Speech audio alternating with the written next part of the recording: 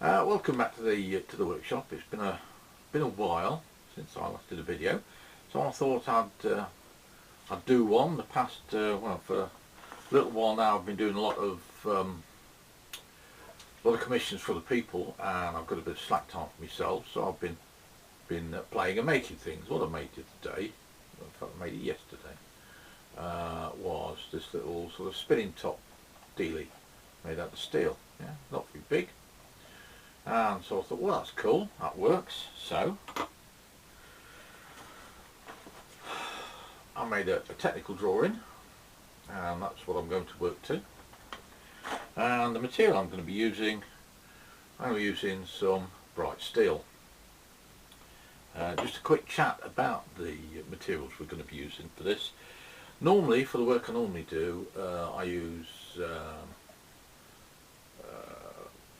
low carbon mild steel, and but this is good. But the only problem is because it's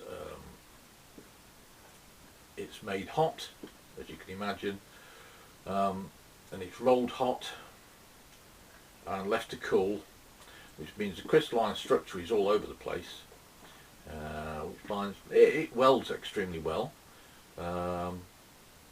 It doesn't turn too badly.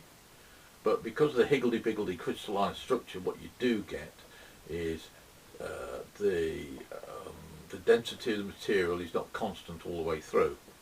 So you get what they call inclusions, and you'll be cutting fine one minute, and the next minute it'll either cut very easy and leave a slightly deeper hole than you wanted, or it'll cut really hard and it'll find a hard bit that it won't want to cut at all, and you end up with quite an uneven surface.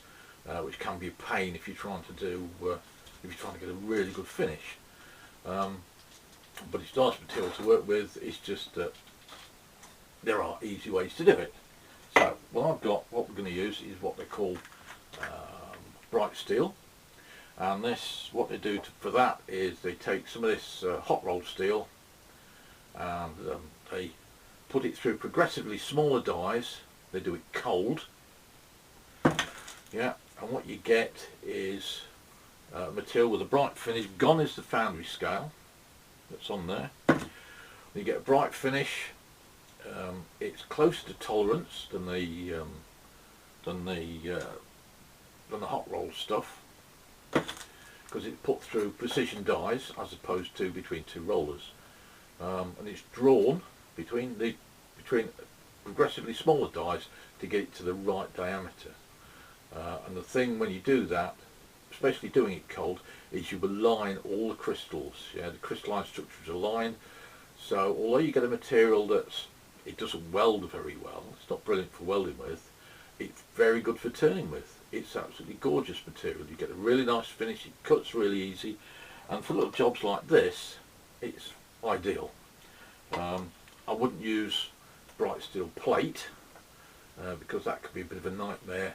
It's alright for drilling through, but when you take the top scale off, it tends to deform slightly. But this, the bright steel bar, is super good for turning. I really like this stuff. So, having said that, let's get the lathe set up.